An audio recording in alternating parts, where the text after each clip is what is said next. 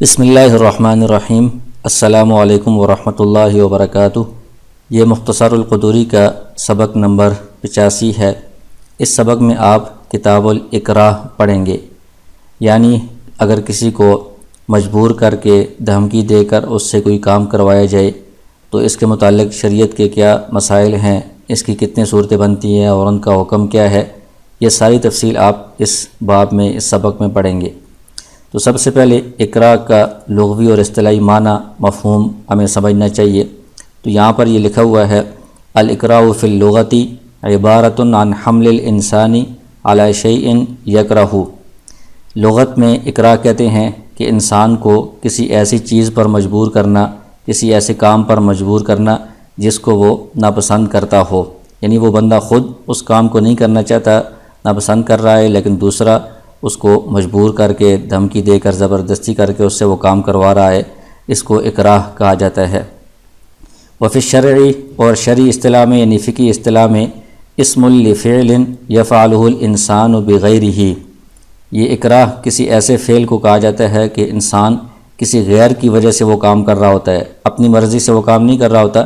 کسی غیر کے دباؤ میں آ کر اس کی دھمکی کی وجہ سے مجبوراً یہ کام کر رہا ہوتا ہے۔ فینفی بھی رضا ہو، تو اس میں اس بندے کی، کام کرنے والے کی اپنی رضامندی نہیں ہوتی، اور یفسد بھی اختیار ہو، کبھی ایسا ہوتا ہے کہ اس کا جو اختیار ہے وہ بھی فاسد ہو جاتا ہے، آگے اس کی تفصیل آ رہی ہے۔ مع بقائی اہلیت ہی، لیکن ساتھ ساتھ یہ بندہ کسی بھی فعل کا کام کرنے کا اہل شمار ہوتا ہے، تو اہلیت اس کی باقی رہتی ہے، لیکن اس کی رضامندی نہیں ہوتی، اور بعض معاملات میں اس کا اختیار بھی نہیں ہوتا اور وہ کام مجبوراً یہ کر رہا ہوتا ہے، تو اس کو اکراہ کہا جاتا ہے۔ تو اب اس کے اندر جو اصطلاحات استعمال ہوتی ہیں، ان کا مختلف جو الفاظ استعمال ہوتے ہیں ان کا مطلب ہمیں پتہ ہونا چاہیے، اور اس کی مختلف جو اقسام ہیں، صورتیں ہیں، اور ان کے جو احکام ہیں، ان سب کا خلاصہ اس نقشے کے اندر آپ دیکھ سکتے ہیں۔ تو سب سے پہلی بات تو یہ ہے کہ الارکان الاربعۃ للاکراہ، اکراہ کے 4 ارکان، یعنی اس میں 4 مین چیزیں ہوتی ہیں۔ ایک مکرہ، را کی کسرہ کے ساتھ ہے، اس کا مطلب ہے کہ جو مجبور کرنے والا ہے، دھمکی دینے والا ہے، یہ اس میں فاعل کا صیغہ ہے۔ دوسرا ہے مکرہ، را پر زبر ہے، یہ اس میں مفعول کا صیغہ ہے کہ جس کو دھمکی دی گئی ہے، جس کو مجبور کیا گیا ہے، جو بندہ ہوتا ہے مجبوراً جو کام کرتا ہے وہ مکرہ ہے۔ اور تیسرا رکن ہے المکرہ بہ، کہ جس دھمکی کے ذریعے سے اس کو مجبور کیا گیا ہے، جس چیز کی اس کو دھمکی دی گئی ہے کہ آپ کو قتل کر دیں گے، یا آپ کا کوئی عضو کاٹ دیں گے، یا آپ کو مارا جائے گا یا قید کیا جائے گا، جس چیز کے ذریعے سے دوسرے کو دھمکی دی جائے، مجبور کی جائے، وہ جو سزا ہے اس کو مکرہ بہ کہا جاتا ہے۔ اور چوتھی چیز ہے مکرہ علیہ، وہ جو کام ہے، جس کام پر مجبور کیا جا رہا ہے،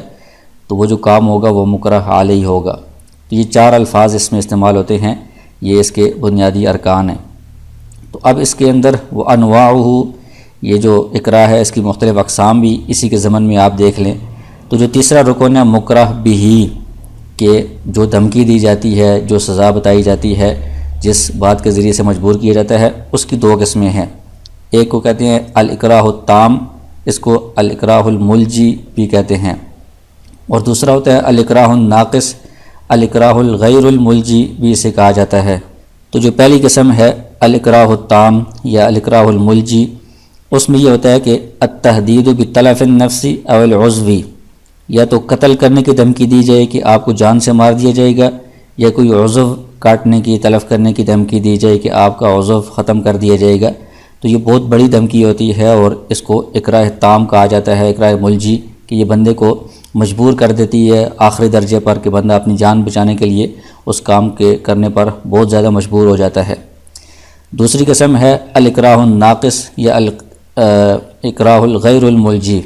کہ ایسا اکراہ جس میں دھمکی تھوڑی کم درجے کی ہوتی ہے، اور یہ انسان کو مجبور تو کرتا ہے لیکن اتنا آخری درجے میں نہیں کرتا کہ بندے کے لیے اس سے چھٹکارا ممکن نہ ہو، مطلب جان بچانے والا مسئلہ نہیں ہوتا۔ اس میں یہ ہوتا ہے التہدید بالحبس او الضرب، کہ مارنے کی دھمکی دی جاتی ہے، قید کرنے کی دھمکی دی جاتی ہے، تو یہ اتنی شدید درجے کی نہیں ہے، اس لیے اس کو اکراہ ناقص یا اکراہ الغیر الملجی کہا جاتا ہے۔ اس میں جو الاکراہ التام یا الملجی ہے، اس میں بندے کا اختیار بھی فاسد ہو جاتا ہے اور رضامندی بھی فوت ہو جاتی ہے، ظاہر ہے کہ رضامندی سے وہ نہیں کر رہا ہے، جان بچانے کے لیے کر رہا ہے، اور اس کا اختیار بھی نہیں ہوتا اس کام میں، کیونکہ ایک طرف جان کا مسئلہ ہے تو وہ بغیر اختیار کے گویا کہ وہ کام کر رہا ہے، اختیار اس میں بندے کا فاسد ہو جاتا ہے، مکمل اختیار نہیں رہتا۔ اور جو اکراہ ناقص ہے یا غیر ملجی ہے، اس میں رضامندی تو فوت ہوتی ہے کہ وہ اپنی رضامندی سے نہیں کر رہا، مار سے بچنے کے لیے، قید سے بچنے کے لیے کر رہا ہے، لیکن اختیار اس میں فاسد نہیں ہوتا، اختیار بندے کا بہرحال رہتا ہے کہ وہ مار برداشت کر کے اس کام کو چھوڑ بھی سکتا ہے۔ تو بہرحال یہ مکرہ بھی کی دو انواع، دو اقسام بنتی ہیں۔ اور جو چوتھی قسم ہے، یہ چوتھا رکن ہے اس کا، المکرہ علیہ، جس کام پر بندے کو مجبور کیا جائے، اس کی پھر آگے کئی اقسام بنتی ہیں۔ شروع میں اس کی دو قسمیں ہیں، یا تو وہ کام حقوق اللہ سے متعلق ہوگا یا حقوق العباد سے متعلق ہوگا۔ اگر حقوق اللہ سے متعلق ہے تو اس میں پھر دو قسمیں بنیں گی، یا تو اس کا تعلق اصول کے ساتھ یعنی عقائد اور ایمانیات کے ساتھ ہے، یا پھر فروع کے ساتھ ہے یعنی جو باقی احکام ہوتے ہیں شریعت کے۔ تو اگر تو اصول کے ساتھ اس کا تعلق ہے، یعنی جس کام پر بندے کو مجبور کیا جا رہا ہے اس کا ایمان کے ساتھ تعلق ہے کہ بندے کو کلمہ کفر پر مجبور کیا جا رہا ہے، جس کی وجہ سے بندے کا ایمان ہی ختم ہو جاتا ہے، تو اس کا حکم یہ ہے کہ یہ جو کلمہ کفر ہے اس کی جو حرمت ہے وہ اکراہ کے باوجود ختم نہیں ہوتی، وہ کلمہ کفر کہنا اسی طرح حرام ہی ہوتا ہے۔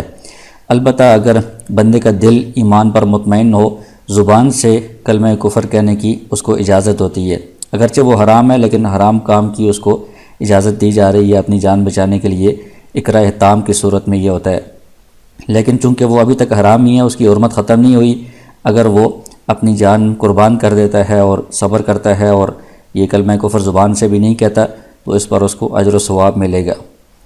اور دوسرا یہ کہ اس کا حقوق اللہ میں سے فروع کے ساتھ اس کے تعلق ہو کہ اللہ تعالیٰ نے جن کاموں کو حرام قرار دیا ہے، جیسے یعنی عقائد نہیں ہے، باقی اعمال سے اس کا تعلق ہے، شراب اور خنزیر کو کھانے پینے کی جو ممانعت ہے، حرمت ہے، اس پر اگر کسی کو اکراہ مجبور کیا جا رہا ہے تو سخت مجبوری میں جب عضو کے تلف ہونے کا یا قتل ہونے کا خدشہ ہو، اس وقت ان کی جو حرمت ہے وہ اٹھ جاتی ہے، ختم ہو جاتی ہے، یہ بندے کے لیے کرنا، ان کو کھانا یا پینا جائز ہو جاتا ہے۔ جب یہ جائز ہو گیا ہے تو اب اس میں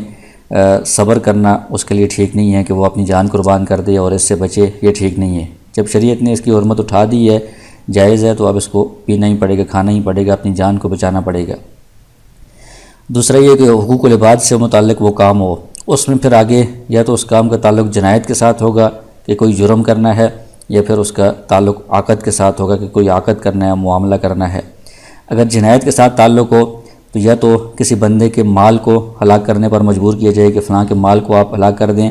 اور ساتھ دھمکی دی جائے کہ آپ کی جان ختم کر دی جائے گی یا عضو طلب کر دیا جائے گا، تو اس صورت کا حکم یہ ہے کہ بندے کے لیے مجبوراً یہ کام کرنا جائز ہوتا ہے، کیونکہ ایک طرف دوسرے کا مال ہلاک کرنا ہے، دوسری طرف اپنی جان ہے، تو جان کے بدلے میں مال کم درجے کی چیز ہے تو مال کو وہ ہلاک کر دے اور اپنی جان بچا لے، اور پھر اس مال کے ہلاک ہونے کا جو زمان ہے وہ مکرہ پر آئے گا، مجبور کرنے والے پر آئے گا، کیونکہ جس بندے نے ہلاک کیا ہے وہ تو بیچارہ مجبور تھا اپنی جان بچانے کے لیے، مکرہ پر اس کا زمان آئے گا۔ یا پھر یہ کہ دوسری صورت یہ ہے کہ نفس کو تلف کرنے پر، جنایت کے ساتھ اس کے تعلق ہے، جرم کرنے کے ساتھ، اور دوسرے انسان کو قتل کرنے پر مجبور کیا جا رہا ہے، تو چونکہ ایک طرف اس کی اپنی جان ہے، دوسری طرف دوسرے انسان کی جان ہے، تو جانیں تو دونوں کی برابر ہیں، تو اپنی جان بچانے کے لیے دوسرے کی جان کو قتل کرنا کسی صورت میں بھی جائز نہیں ہے، تو اس کے لیے دوسرے کو قتل کرنے کی کوئی گنجائش نہیں ہوگی، یہ صبر کرے۔ اگر یہ قتل کرے گا تو یہ خود بھی گناہ گار ہوگا، اور قصاص البتہ اس پر نہیں آئے گا، قصاص مجبور کرنے والے پر ہی آئے گا، کیونکہ اس بندے کا جو اختیار ہے وہ فاسد ہے اور یہ آلے کے طور پر استعمال ہوا ہے۔ اصل جو مکرہ ہے، مجبور کرنے والا، وہ اصل قتل کرنے والا ہے، تو قصاص اس پر آئے گا، لیکن گناہ اس کو بھی ہوگا کیونکہ اس کو اپنی جان بچانے کے لیے دوسرے کی جان کو قتل کرنے کی اجازت نہیں تھی۔ اور حقوق العباد میں دوسری قسم یہ ہے کہ جن حقوق کا تعلق عقود کے ساتھ ہے، یعنی عقد کرنا ہے، کوئی معاملہ کرنا ہے، تو اس میں پھر عقد دو قسم کے ہوتے ہیں۔ بعض ایسے عقد ہیں کہ جس میں رضامندی شرط ہوتی ہے، اور بعض میں رضامندی شرط نہیں ہوتی، اس کے بغیر بھی وہ عقد ہو جاتا ہے۔ تو جن عقود میں رضامندی شرط ہے، جیسے معاوضات ہوتے ہیں، بیع ہے، اجارہ ہے، اس کے اندر رضامندی کے ساتھ تبادلہ ہوتا ہے، معاملہ ہوتا ہے، تو اس میں دوسری بات یہ ہے کہ یہ بعد میں فسخ بھی ہو سکتے ہیں، تو اس کا حکم یہ ہوتا ہے کہ اس وقت تو چونکہ ایجاب و قبول وغیرہ ہو رہا ہے تو عارضی طور پر وہ عقد منعقد ہو جائے گا، لیکن بعد میں جب وہ اکراہ جبر ختم ہو جائے گا، دھمکی ختم ہو جائے گی تو اس وقت بندے کو اختیار ہوگا کہ وہ اس معاملے کو آگے جاری رکھے یا اس کو فسخ کر دے، ختم کر دے، کیونکہ اس کی رضامندی کے بغیر ہوا تھا۔ اور جن عقود کے اندر رضامندی کی شرط نہیں ہوتی، جیسے نکاح، طلاق، عتاق ہیں، بغیر رضامندی کے بھی یہ ہو جاتے ہیں، تو اس کے اندر یہ ہوتا ہے کہ اکراہ کے زائل ہونے کے بعد ان کو ختم نہیں کیا جا سکتا، کیونکہ اگرچہ اس کی رضامندی کے بغیر ہوئے ہیں لیکن ان کے اندر رضامندی شرط ہے ہی نہیں ہے، یہ عقد اسی طرح مکمل ہو گئے تھے، اب بعد میں ان کو فسخ نہیں کیا جائے گا، یہ اسی طرح جاری رہیں گے۔ تو اس باب کے اندر جتنے بھی مسائل ہیں، جتنے بھی احکام ہیں، صورتیں ہیں، ان سب کا خلاصہ اس نقشے کے اندر آ گیا ہے۔ یہ خلاصہ آپ نے سمجھ لیا ہے، اب آگے سارے باب کے مسائل کو سمجھنا آسان ہوگا۔ تو اب ہم کتاب سے یہ سبق شروع کرتے ہیں۔ کتاب الاکراہ، یہ باب ہے اکراہ سے متعلق۔ الاکراہ یثبت حکمہ اذا حصل ممن یقدر علی ایقاع ما یوعد بہ۔ سب سے پہلی بات یہ کر رہے ہیں کہ اکراہ کب منعقد ہوتا ہے، کب ثابت ہوتا ہے۔ تو کہتے ہیں کہ اکراہ کا حکم تب ثابت ہوگا جب جو بندہ یہ اکراہ کر رہا ہے تو جس چیز کی وہ دھمکی دے رہا ہے اس کو وہ واقع کرنے پر قادر بھی ہو۔ ما یوعد بہ، جو وہ دھمکی دے رہا ہے کہ میں قتل کر دوں گا یا ماروں گا یا قید کروں گا، اس کو واقع کرنے پر وہ بندہ قادر بھی ہو، تب اس کو اکراہ کہا جائے گا۔ ایک چھوٹا بچہ کسی کو کہہ رہا ہے اور وہ کام کرنے پر قادر نہیں ہے، یا کوئی اور ایسا بندہ ہے جس کے بارے میں آپ کو پتہ ہے کہ یہ جو دھمکی دے رہا ہے یہ کر نہیں سکتا، تو اس صورت میں پھر وہ اکراہ منعقد نہیں ہوگا، اس میں یہ اکراہ والے احکام نہیں ہوں گے۔ سلطاناً کان او لصاً، اور یہ اکراہ جو ہے یہ بادشاہ کی طرف سے، حکومت کے کسی بندے کی طرف سے بھی ہو سکتا ہے، اور کسی چور یا کسی اور بندے کی طرف سے، ظالم کی طرف سے بھی ہو سکتا ہے کہ وہ کوئی دھمکی دے کر زبردستی کوئی کام کروائے، دونوں طرح ہو سکتا ہے۔ وَإِذَا أُكْرِهَ الرَّجُلُ عَلَى بَيْعِ مَالِهِ أَوْ عَلَى شِرَاءِ سِلْعَةٍ، یہاں سے آگے جو مختلف صورتیں ہیں اکراہ کی ان کا بیان شروع کر رہے ہیں۔ تو سب سے پہلے یہ وہ صورت ہے جس کا تعلق حقوق العباد سے ہے، اور اس کے اندر عقود کے ساتھ اس کا تعلق ہے، اور عقود کے اندر بھی ایسے عقد جس کے اندر رضامندی شرط ہوتی ہے، یعنی یہ جو آخر سے پہلے یہ والی جو آپ نے قسم پڑھی ہے اس کی یہ تفصیل شروع میں بیان ہو رہی ہے۔ تو فرماتے ہیں کہ جب ایک بندے کو مجبور کیا گیا کہ آپ نے اپنا مال بیچ دینا ہے، یعنی بائی کو مجبور کیا گیا کہ آپ یہ مال بیچیں اپنا، یا کسی بندے کو کوئی سامان خریدنے پر مجبور کیا گیا، یعنی مشتری کو مجبور کیا گیا کہ آپ یہ سامان خریدیں، او علی ان یقر لرجل بألف درہم، کسی بندے کو مجبور کیا گیا کہ آپ فلاں بندے کے لیے 1000 درہم کا اقرار کریں کہ میں نے اس کا 1000 درہم دینا ہے، او یؤاجر دارہ، یا اس کو مجبور کیا گیا کہ آپ اپنا گھر جو ہے وہ اجارے پر، کرائے پر دیں، وَأُكْرِهَ عَلَى ذَلِكَ بِالْقَتْلِ، تو اس میں پھر اکراہ تام بھی ہو سکتا ہے کہ اس کو مجبور کیا گیا کہ آپ کو قتل کر دیا جائے گا، یہ کام اگر نہ کیے تو یہ اکراہ تام ہے۔ او بالضرب الشدید، یا پھر سخت مار کی دھمکی دی گئی، او بالحبس، یا قید کرنے کی دھمکی دی گئی، تو یہ دونوں جو ہیں یہ اکراہ ناقص کی صورتیں ہیں۔ تو دونوں صورتوں میں چونکہ بندے کی رضامندی فوت ہو جاتی ہے، بغیر رضامندی کے اس نے یہ کام کیے، فباع، اس نے مجبور ہو کر وہ چیز بیچ دی، او اشترا، یا مشتری کو مجبور کیا گیا، اس نے مجبور ہو کر وہ چیز خرید لی، تو اب اس کا حکم کیا ہے؟ فہو بالخیار، جب اکراہ ختم ہو جائے گا، وہ جو دباؤ ہے وہ ہٹ جائے گا، تو اس وقت اس کو اختیار ملے گا۔ انشاء امضل بیع، اگر چاہے تو ابھی وہ اپنی رضامندی کے ساتھ، اپنے اختیار کے ساتھ بیع کو جاری رکھے اگر اس کو یہ بیع درست لگ رہی ہے، وانشاء فسخہ، اور اگر چاہے تو وہ اس کو کینسل کر دے،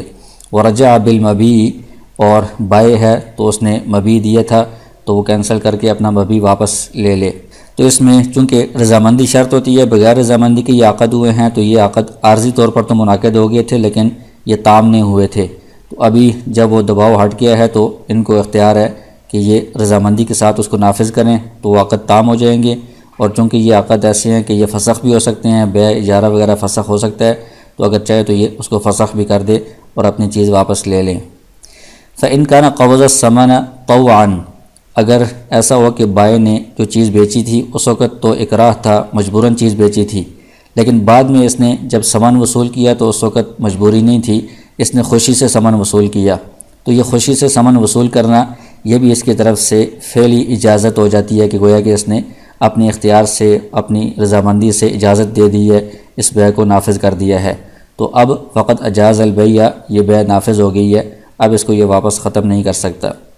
وہ ان کا قبضہ مکرہن، اور اگر اس نے جب ثمن وصول کیا تھا تو اس وقت بھی مجبور تھا، دل سے رضامند نہیں تھا، فلیس بھی اجازت، تو اس کو اجازت شمار نہیں کیا جائے گا، اب یہ اپنی چیز واپس لے لے اور جو ثمن لیا تھا اس نے وصول کیا تھا وہ واپس کر دے۔ وعلیہ ردہ ان کان قائما فی یدہ، اور اس پر لازم ہے کہ وہ جو ثمن اس کے پاس موجود ہے یہ واپس کر دے اور اپنا جو مبیع ہے دوسرے بندے کے پاس وہ واپس لے لے۔ وَإِنْ هَلَكَ الْمَبِيعُ فِي يَدِ الْمُشْتَرِي وَهُوَ غَيْرُ مُكْرَهٍ ضَمِنَ قِيمَتَهُ، کہتے ہیں کہ جو مشتری ہے، خریدنے والا، اس نے کوئی چیز خریدی ہے، مشتری مکرہ نہیں تھا، یعنی مشتری پر اکراہ نہیں تھا، اس کو دھمکی دے کر مجبور نہیں کیا گیا تھا، بلکہ جو بائع تھا، بیچنے والا تھا، اس کو مجبور کیا گیا تھا، تو اس نے مجبوراً چیز بیچ دی، مشتری کے پاس آ گئی، مشتری کے پاس وہ چیز ہلاک ہو گئی،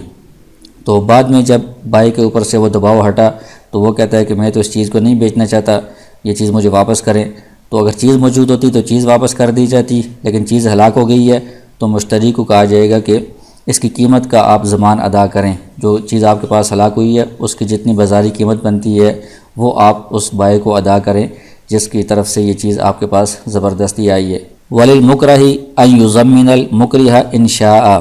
اور جو مکرہ ہے یعنی بائع جس کو زبردستی مجبور کر کے اس کی چیز بیچی گئی ہے، اس کو یہ بھی اختیار حاصل ہے کہ وہ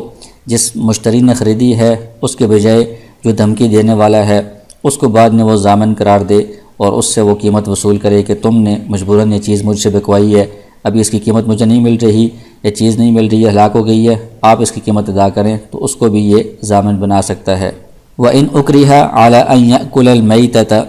اس کے بعد درمیان میں حقوق اللہ سے متعلق جو اقراء ہے اس کا ذکر آ گیا ہے، اور اس میں بھی جن کا تعلق فروع کے ساتھ ہے پہلے اس کو بیان کر رہے ہیں۔ تو اگر کسی بندے کو اس بات پر مجبور کیا گیا کہ وہ مردار کھائے، یعنی کہ حرام کھانے کا اس کو کہا گیا، او یشرب الخمر، یا وہ شراب پیے، فَأُكْرِهَ عَلَىٰ ذَلِكَ بِحَبْسٍ او بِضَرْبٍ او قَيْدٍ، تو اس میں پھر اقراء تام ہے یا اقراء ناقص ہے؟ اس میں جو اقراء تھا وہ اقراء ناقص کے ساتھ تھا، اگر کہ اس کو قید کرنے کی دھمکی دی گئی، او بضربن یا مارنے کی دھمکی دی گئی، او قیدن یا باندھ کر رکھنے کی دھمکی دی گئی، لم یحل لہ، تو یہ جو حرام کام ہیں جن کا تعلق فروع کے ساتھ ہے یہ اس کے لیے حلال نہیں ہوں گے، کیونکہ ان کی حرمت تو ہے اور حرمت شدید ہے، یہ مردار کھانا، شراب پینا یہ سخت حرام ہے، تو صرف مارنے کی وجہ سے یا قید کی وجہ سے اتنا بڑا سخت دھمکی نہیں ہے، جان بچانے کا مسئلہ نہیں ہے، لہٰذا ان کی حرمت ختم نہیں ہوگی، اس کے لیے یہ حلال نہیں ہوں گے، بلکہ وہ قید اور مار وغیرہ برداشت کرے اور یہ مردار نہ کھائے، شراب نہ پیے، یہ حرام کام نہ کرے۔ الا ان یکرہ بما یخاف منہ علی نفسہ، البتہ اگر شراب پینے یا مردار وغیرہ کھانے کے اوپر اس کو مجبور کیا جائے اور دھمکی جو ہے وہ ایسی چیز کی ہو جس میں اس کی جان کا خطرہ ہو، جان کا خدشہ ہو، یعنی اکراہ تام ہو، قتل کرنے کا، او علی عضو من اعضائہ، یا اس کے اعضاء میں سے کسی عضو کو طلب کرنے کا کہا جائے، دھمکی دی جائے، تو اس صورت میں وہ جو کام ہے وہ اس کے لیے حلال ہو جاتا ہے۔ فَإِذَا خَافَ ذَلِكَ، جب اس کو اپنی جان کا خدشہ ہو یا کسی عضو کے تلف ہونے کا خدشہ ہو، وَسِعَهُ أَن يُقْدِمَ، تو اس کے لیے گنجائش ہے کہ وہ اقدام کرے، یعنی یہ کام کر لے، عَلَىٰ مَا أُكْرِهَ عَلَيْهِ، جس پر اس کو مجبور کیا جا رہا ہے، کیونکہ یہ جو مردار وغیرہ ہیں حرام، یہ سخت اضطرار کی حالت میں جان بچانے کے لیے حلال ہو جاتے ہیں، جیسے قرآن کریم میں ہے فَمَنِ اضْطُرَّ غَيْرَ بَاغٍ وَلَا عَادٍ فَلَا إِثْمَ عَلَيْهِ، کہ جس بندے کے پاس کھانے پینے کے لیے کچھ بھی نہیں ہے، جان جانے کا خطرہ ہے، تو وہ اپنی جان بچانے کے لیے ضرورت کی حد تک مردار بھی کھا سکتا ہے، وہ اس وقت اس کے لیے حلال ہو جاتا ہے۔ تو یہاں پر بھی اس کی جان کا خطرہ ہے، تو جان بچانے کے لیے بندہ اس مردار کو کھا سکتا ہے، یہ اس کے لیے وقتی طور پر حلال ہو گیا ہے۔ وَلَا يَسَعُهُ أَن يَصْبِرَ عَلَىٰ مَا تُوعَدُ بِهِ، کہتے ہیں کہ اس کے لیے یہ گنجائش نہیں ہے کہ وہ صبر کر لے، جو اس کو دھمکی دی گئی ہے اس کو برداشت کر لے اور یہ حرام چیز نہ کھائے، ایسا اس کے لیے جائز نہیں ہے، کیونکہ ایک طرف اس کی جان بچانے کا مسئلہ ہے، عضو کا مسئلہ ہے، تو اس کی بنسبت یہ جو مردار کھانا ہے یہ اس کے لیے حلال بھی ہو گیا ہے، تو اب اس کے لیے اس حلال کو چھوڑ کر اپنی جان قربان کرنا یہ اس کے لیے جائز نہیں ہے، ایسی گنجائش نہیں ہے۔ فَإِن صَبَرَ حَتَّىٰ أَوْقَعُوا بِهِ، اگر اس نے صبر کیا یعنی مردار وغیرہ نہیں کھایا اور انہوں نے وہ کام واقع کر دیا جس کی دھمکی دی تھی، یعنی اس کو جان سے مار دیا یا عضو تلف کر دیا، وَلَمْ يَأْكُلْ، اس نے وہ نہیں کھایا، فَهُوَ آثِمٌ، تو یہ گنہگار ہوگا، کیونکہ یہاں پر شریعت نے اس کو اجازت دی ہے کہ آپ اپنی جان بچانے کے لیے کھا لیں، اس کی حرمت بھی ختم ہو گئی ہے، یہ حلال ہے۔ تو ایک حلال چیز سے بچنے کے لیے اپنی جان اس نے قربان کر دی ہے، تو یہ غلط کیا ہے، تو یہ گناہ گار ہوگا۔ اپنی جان بچانے کے لیے اس کو یہ جو چیز وقتی حلال ہو گئی ہے یہ کھا لینی چاہیے، استعمال کر لینی چاہیے۔ اس کے بعد وَإِذَا أُكْرِهَ عَلَى الْكُفْرِ بِاللَّهِ تَعَالَى، حقوق اللہ سے متعلق جو دوسرے معاملات ہیں جس کا تعلق اصول کے ساتھ ہے، عقائد اور ایمانیات کے ساتھ ہے، اس کا ذکر فرما رہے ہیں کہ اگر کسی بندے کو مجبور کیا گیا کہ تم اللہ تعالیٰ کے اوپر کفر کرو، یعنی کفری کلمہ کہو، اللہ تعالیٰ کا نعوذ باللہ انکار کرو، او بسب النبی علیہ السلام، یا نبی صلی اللہ علیہ وسلم کو نعوذ باللہ برا بلا کہو، تو بقید او حبس او ضرب، اگر تو یہ اکراہ ناقص ہے، اکراہ غیر ملجی ہے، یعنی باندھنے کا یا مارنے کا یا قید کرنے کا اس کو دھمکی دی جا رہی ہے، لم یکن ذالک اکراہن، تو یہ اکراہ شمار نہیں ہوگا، بلکہ اس کو کیا کہا جائے گا کہ یہ قید برداشت کر لو، مار برداشت کر لو، لیکن یہ کفر والا کلمہ آپ نے نہیں کہنا، زبان سے بھی یہ کہنے کی اجازت نہیں ہوگی، بلکہ اس کو صبر کر کے یہ چیزیں برداشت کرنی پڑیں گی، کیونکہ یہ اتنا بڑا مسئلہ نہیں ہے، اتنی بڑی دھمکی نہیں ہے۔ حتی یکرہ بامر یخاف منہ علی نفسہ، ہاں اگر اس کو کسی ایسی بات کا اکراہ کیا جائے، ایسی بات کی دھمکی دی جائے جس میں اس کی ذات کا جان کا خطرہ ہو، او علی عضو من اعضائہ، یا اس کے عضو کے طرف ہونے کا خدشہ ہو، یعنی اکراہ تام ہو، اکراہ ملجی ہو، تو اس صورت میں فَإِذَا خَافَ عَلَى ذَلِكَ، اگر اس کو اپنی جان کا یا عضو کا خدشہ ہے، وَسِعَهُ، اس کا حکم یہ ہے کہ اس کے لیے گنجائش ہے، أَن يُظْهِرَ مَا أَمَرُوهُ بِهِ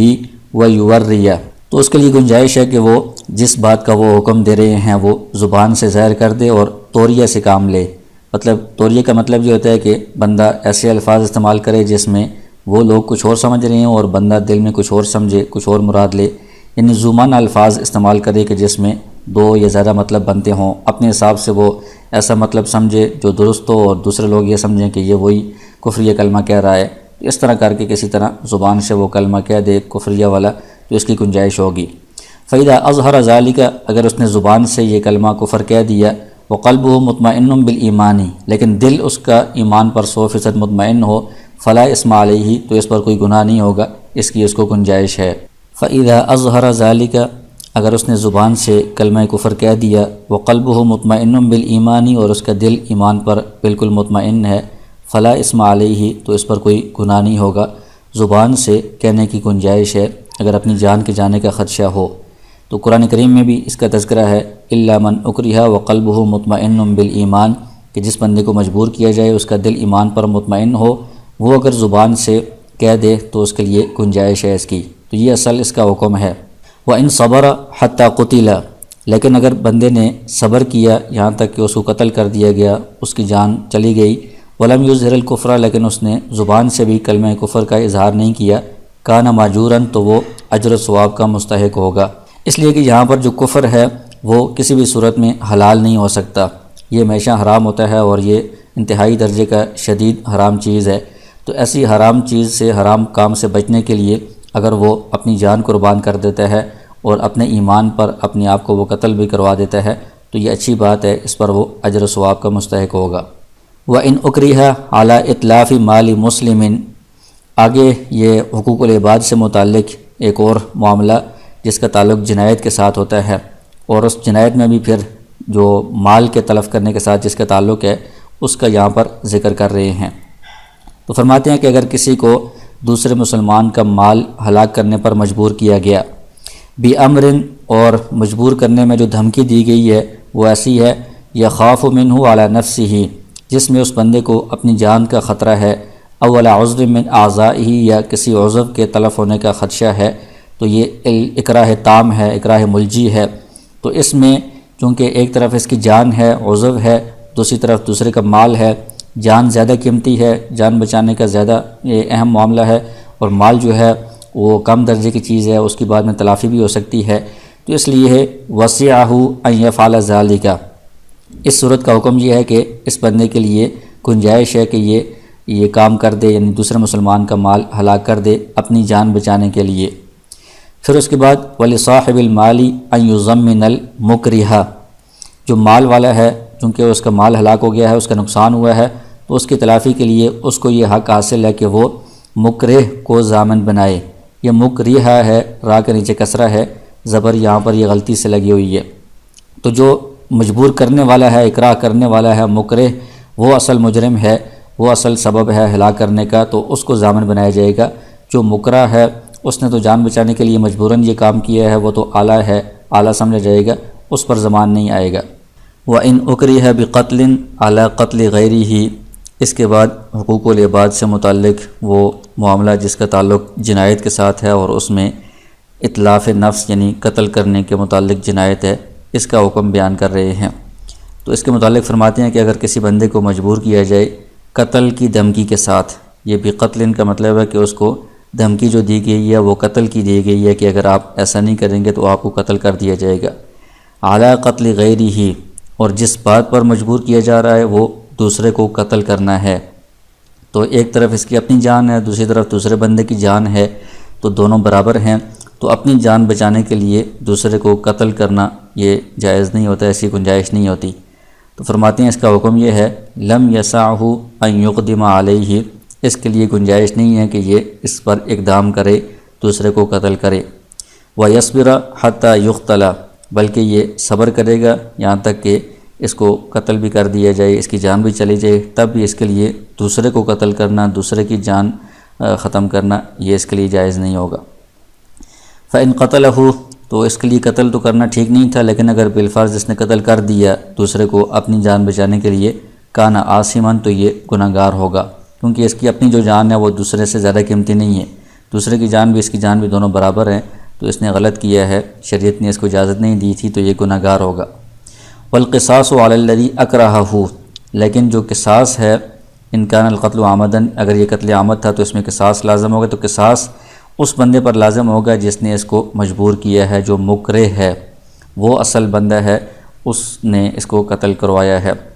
یہ جو دوسرا بندہ تھا مکرہ، یہ تو درمیان میں اعلیٰ بنا ہے اور مجبوراً اپنی جان بچانے کے لیے اس نے ایسا کیا ہے، اگرچہ گناہ گار ہے لیکن اصل یہ مجرم نہیں ہے، اس پر قصاص نہیں ہوگا۔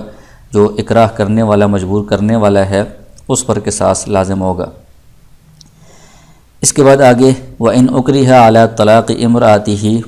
اس کے بعد وہ مسائل بیان کر رہے ہیں جس کا تعلق حقوق العباد کے ساتھ ہے، اور حقوق العباد میں عقد کے ساتھ جس کا تعلق ہے، اور عقد میں بھی وہ عقود جن کے اندر رضامندی شرط نہیں ہوتی، جیسے طلاق، عتاق، نکاح وغیرہ ہیں جو بغیر رضامندی کے بھی ہو جاتے ہیں، تو ان کے متعلق یہ تفصیل بیان کر رہے ہیں کہ اگر کسی بندے کو مجبور کیا گیا کہ وہ اپنی بیوی کو طلاق دے دے، او عتق عبدہ، یا وہ اپنے غلام کو آزاد کر دے، تو اس میں چاہے اکراہ تام ہو یا اکراہ ناقص ہو، دونوں صورتوں میں ففعل، اس نے اگر ایسا کام کیا، وقع ما اکرہ علیہ، تو جو مکرہ علیہ ہے یعنی وہ کام جس پر اس کو مجبور کیا گیا تھا وہ واقع ہو جائے گا، یعنی وہ جو طلاق ہے یا آزادی ہے یا نکاح ہے وہ واقع ہو جائے گا، کیونکہ اکراہ کی صورت میں اس کی رضامندی فوت ہوئی تھی کہ اس نے رضامندی سے یہ کام نہیں کیا، تو ان عقود کے اندر رضامندی تو شرط ہے ہی نہیں ہے، بغیر رضامندی کے بھی یہ زبان سے الفاظ ادا کرنے کے ذریعے سے یہ واقع ہو جاتے ہیں، تو یہاں پر بھی اکراہ کے باوجود یہ طلاق اور عتاق وغیرہ یہ سب عقود جو ہے یہ واقع ہو جائیں گی، اور بعد میں چونکہ طلاق کو اور عتاق کو فسخ پہ نہیں کیا جا سکتا تو اس لیے بعد میں یہ فسخ پہ نہیں ہوں گے، البتہ جو نقصان ہوگا اس کی تلافی ہوگی۔ وَيَرْجِعُ عَلَى الَّذِي أَكْرَهَهُ بِقِيمَةِ الْعَبْدِ، تو غلام اس نے آزاد کروایا ہے زبردستی، تو اس کا نقصان ہوا ہے، تو غلام کی جو قیمت ہے اس کا اس بندے سے رجوع کرے گا جس نے اکراہ کیا تھا، یعنی مکرہ جو مجبور کرنے والا تھا، تو وہ نقصان کا سبب بنا ہے غلام کے آزاد ہونے کا، اس کے ہاتھ سے غلام چلا گیا ہے، تو اس مکرہ پر یہ ضمان لازم کیا جائے گا، وہ غلام کی قیمت ادا کرے گا۔ وَيَرْجِعُ بِنِصْفِ مَهْرِ الْمَرْأَةِ إِنْ كَانَ قَبْلَ الدُّخُولِ، اور طلاق والی صورت میں اگر طلاق قبل الدخول یعنی رخصتی خلوت سے پہلے طلاق ہوئی ہے تو اس صورت میں نصف مہر لازم ہوتا ہے، اور یہ نصف مہر طلاق کی وجہ سے لازم ہوا ہے، اس سے پہلے تو لازم نہیں تھا، جب تک طلاق نہیں ہوئی تھی تو اس وقت تک خدشہ تھا کہ ہو سکتا ہے کہ جو جدائی ہے وہ عورت کی طرف سے ہو، اگر خدا نخواستہ عورت مرتدہ ہو گئی ہے، اس کی طرف سے جدائی ہوئی ہے تو اس کو کچھ بھی نہیں ملنا تھا، تو مہر جو ہے وہ اس کے اندر احتمال تھا کہ وہ ساقط ہو جائے، لیکن طلاق دلوانے کی وجہ سے نصف مہر اس پر پکا ہو گیا ہے، تو اس میں جو مکرہ ہے وہ سبب بنا ہے، تو نصف مہر کا یہ مکرہ اکراہ کرنے والے سے رجوع کرے گا۔ تو قبل الدخول کی اس لیے قید لگائی ہے کہ اگر رخصتی یا خلوت ہو گئی تھی پھر تو پہلے سے ہی پورا مہر لازم ہو گیا تھا،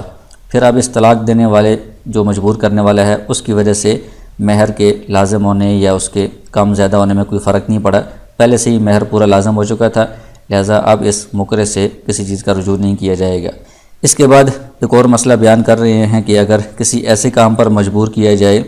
جس میں حد لگتی ہے تو اس کا کیا حکم ہوگا۔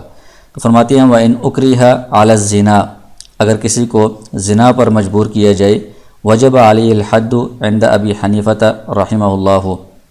تو اس پر حد جاری کی جائے گی نہیں کی جائے گی۔ اگر تو عورت ہے تو ظاہر ہے کہ عورت مجبور ہوتی ہے، اس کا اس میں کوئی اختیار نہیں ہوگا، کوئی اس کی غلطی نہیں ہے، جرم نہیں ہے۔ اگر سخت اکراہ ہے تو عورت پر تو کسی کے نزدیک بھی حد جاری نہیں ہوگی۔ یہاں پر یہ مرد کی بات کر رہے ہیں کہ اگر مرد کو مجبور کیا جاتا ہے تو اگر وہ اس طرح کرتا ہے تو اس میں مرد کا کچھ نہ کچھ دخل ہوتا ہے،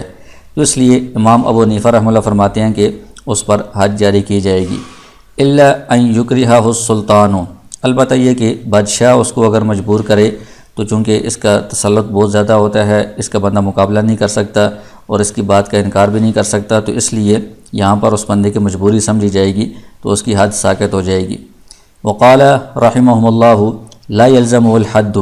صاحبین حضرات فرماتے ہیں کہ حد جو ہے وہ کسی صورت میں بھی مرد پر بھی لازم نہیں ہوگی۔ اس میں اختلاف کی ایک جو بنیاد ہے وہ یہ ہے کہ امام ابو حنیفہ رحمہ اللہ یہ فرماتے تھے کہ جو زیادہ صحیح اکراہ ہوتا ہے وہ بادشاہ کی طرف سے ہی ہوتا ہے، اس کے علاوہ باقی لوگوں کی طرف سے صحیح اکراہ نہیں ہوتا، کیونکہ جو قتل کرنا ہے، عضو طلب کرنا یا دھمکی، اس کو کرنے پر بادشاہ ہی قادر ہوتا ہے اور عام بندہ کوئی اور بندہ اس طرح اتنا بڑا اقدام نہیں کر سکتا۔ اور صاحبین حضرات فرماتے ہیں کہ بادشاہ کے علاوہ کوئی اور بھی چور یا ظالم کوئی بھی اس طرح دھمکی دے کر اس کام کو واقع کرنے پر قادر ہے۔ تو یہ زمانے کا اختلاف تھا کہ امام ابو حنیفہ رحمہ اللہ کا جو زمانہ تھا وہ تابعین تبع تابعین کا زمانہ تھا، خیر القرون، تو اس زمانے میں کسی عام بندے کو اتنی جرأت نہیں ہوتی تھی کہ وہ کسی کو قتل کرنے کی دھمکی دے یا عضو کی اس طرح کی زیادہ اکراہ کر سکے، اس لیے ان کے نزدیک صرف بادشاہ کی طرف سے ہی اکراہ ہو سکتا تھا۔ صاحبین کے زمانے میں پھر اور لوگوں کے اندر بھی جرأت پیدا ہوئی، وہ بھی اکراہ کرتے تھے، تو اس لیے ان کا یہ قول تھا۔ تو چونکہ بعد کے زمانے میں پھر یہی صورتحال ہے جو صاحبین کے زمانے کی ہے، تو اس لیے فتویٰ صاحبین کے قول پر ہی ہے کہ اکراہ جس طرح بادشاہ کی طرف سے ہوتا ہے اس طرح بادشاہ کے علاوہ بھی کوئی بھی ایسا بندہ جو وہ دھمکی دے رہا ہے اس کو کرنے پر قادر ہو، قتل کرنے پر قادر ہو اور عضو تلف کرنے پر قادر ہو، اس کی طرف سے بھی یہ اکراہ منعقد ہوتا ہے۔ جب اکراہ آ گیا ہے تو اب وہ جو کام کیا ہے اگرچہ اس میں بندے کا مرد کا کوئی اپنا بھی دخل ہوگا، لیکن چونکہ اکراہ بیچ میں آ گیا ہے تو اس کی وجہ سے شبہ پیدا ہو گیا ہے، تو شبہ کی وجہ سے حد ساقط ہو جاتی ہے، لہٰذا یہاں پر عورت اور مرد دونوں کے اوپر حد جاری نہیں ہوگی، حد ساقط ہو جائے گی۔ اس کے بعد آخری مسئلہ بیان فرما رہے ہیں وَإِذَا أُكْرِهَ عَلَى الرِّدَّةِ، اگر کسی بندے کو مجبور کیا گیا کہ وہ مرتد ہو جائے یعنی کلمہ کفر کہہ دے، تو پیچھے اس کی تفصیل گزری ہے کہ زبان سے کلمہ کفر کہا، دل اس کا ایمان پر مطمئن تھا تو اس کی گنجائش ہے، اس سے اس کے ایمان پر کوئی فرق نہیں پڑے گا اور وہ گناہ گار بھی نہیں ہوگا۔ لم تبن امرأتہ منہ، تو اس سے اس کی جو عورت ہے وہ بھی اس سے جدا نہیں ہوگی، اس کے نکاح پر بھی کوئی فرق نہیں پڑے گا، کیونکہ جب اس کا ایمان ختم نہیں ہوا تو نکاح بھی اس کا ختم نہیں ہوا، نکاح بھی اسی طرح برقرار ہے، لہذا اس کی عورت اور اس کے پاس ہی رہے گی، اس سے جدا نہیں ہوگی اور اس کا نکاح بھی برقرار رہے گا۔